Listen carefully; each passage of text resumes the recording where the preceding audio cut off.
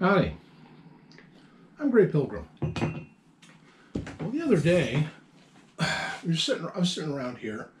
My cousin came over to visit, and so did a buddy of ours, a young fellow who goes by the Czar's Tailor online. And we were shooting the breeze and talking about this and that, and mainly listening to my cousin and his wild tales. But anyway, we went out and shot a couple of guns into my woodpile. Now, didn't shoot this one, but I thought I'd show it off because what we did shoot was a Czech gun. Czech as in, not today, but back then, Czechoslovakia. Now, what is Czechoslovakia? After World War II, remember the Nazis had taken over what is now Czechoslovakia, which is the Kingdom of Bohemia. I forget, there's several different medieval kingdoms in that area. They were all part of the old Austro-Hungarian Empire, and when that collapsed, they became a free country. And Slavonia and the Czech Republic got together and made one country called Czechoslovakia. It was sort of a forced marriage. And later on in the 90s, they separated peacefully. It became known as the Velvet Revolution. Well, anyway, Brno is the capital of Czech industry, you might say. Prague is their capital, but Brno is the capital of their industry. It's sort of their Detroit, only they make a lot of guns there. The company CZ, which originally had been the Czech State Armory, made a lot of stuff. And after the Russians took over as the Soviet Union, and Czechoslovakia became a satellite state, against their will, but they did. Brno was told, you will make an SKS type rifle. Here's a copy of the data package for it. And you will make a Tokarev type pistol. Well, they didn't like that. And they came up with a, not exactly the greatest design in the world, but this is it. This is a CZ52. CZ52 uses the roller lock system and is a well, it's an interesting pistol just from the perspective of the way it works. These were made in 9mm originally. Then they retrofitted them into 7.62 by 25 to please their Russian overlords. And this was, for a while, the issued pistol of the Czech army. 1952 was a big year for Czechoslovakia. The CZ52 became their arm, but they had another one. Actually, they made a machine gun this year, too. I forget what its designation is. But they made a rifle. And this, get that out of the way, there's the rifle. This is a VZ52. What's the difference between CZ and VZ? CZ is the name of the company. VZ means Vzor in Czech. And Vzor was what they called it means model in Czech. And this is sort of their version of an SKS. Folding bayonet, gas operated. It's almost as light as an SKS. Wood stock, but all metal other than that. And a 10-round magazine. One little problem. Let me put you back for a second. The SKS and the AK-47 were chambered in 7.62 by 39. This sucker was not. It was chambered in 7.62 by 45, a bizarre cartridge only used in one submachine gun, the 52 version of it, and this rifle. I think that's the only two things that were ever chambered in it. And getting it in America is like as rare as rooster eggs. Well, 7.62 by 45 is exactly what the Czar's Tailor found. Now, I'm not going to tell where he found this because come payday, I plan on going over and buying them out. It ain't cheap, though. It comes on these 5-round stripper clips.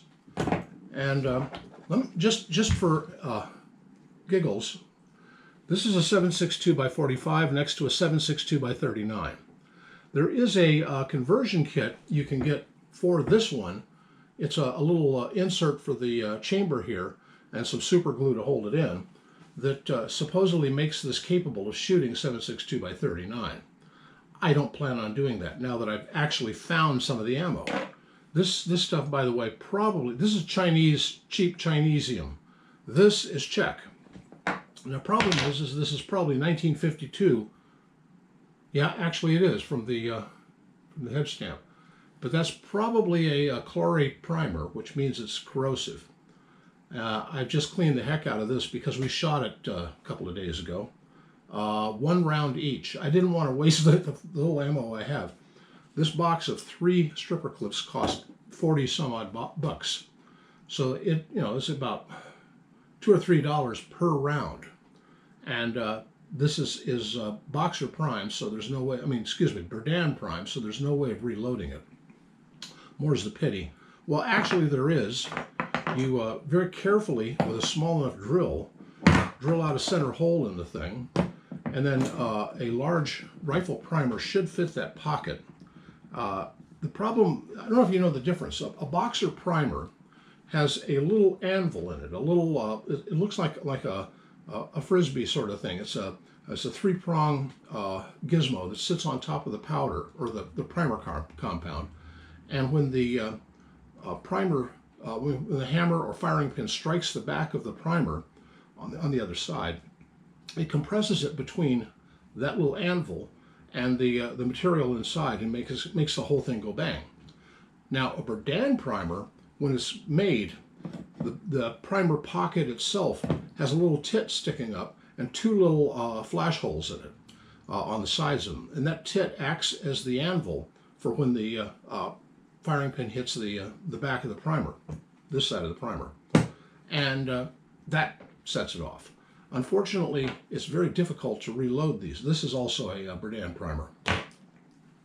But you could, if you're really innovative and want to spend a lot of time doing it, you could drill out and basically create a Boxer primer hole in this cartridge. Basically, you need to have a little bit of a punch to go down in and straighten out that little anvil tit for the Berdan, then drill a hole in the center, and then put in a regular Boxer primer, which will have its own built-in anvil. That will work. I've actually read about that in, I think it was Handloader magazine ages ago, of people doing it. Never heard of them doing it for a VZ52 though. But we all shot this 1 round each. It was a blast. I mean, it's quite comfortable, hardly any recoil, and it seems to be quite accurate. Well, at close range. We could only shoot on my property at close range. But it seems to be a really cool rifle, I think. And I was glad to be able to shoot it. Even 1 round was enough for me to make me happy. But, well, I could shoot 10, 11, 12 more at the moment. But I don't plan on it. I'm going to put these, and they're in the original Czech packaging that it came in. And I'd like to put these away and keep them a long time. I don't know, however long I've got left. But 7.62 by 45. Like I said, rare as rooster eggs. Can't find it anywhere, no how, except there's the one local dealer that happens to have a bit. And I ain't going to mention who. Anyway, that's what I've been up to lately. It's been really hot here, but last 2 days it got really cool and overcast. It started raining a little bit and thunder started flaring up. I went out and chopped wood all day, and my back is killing me.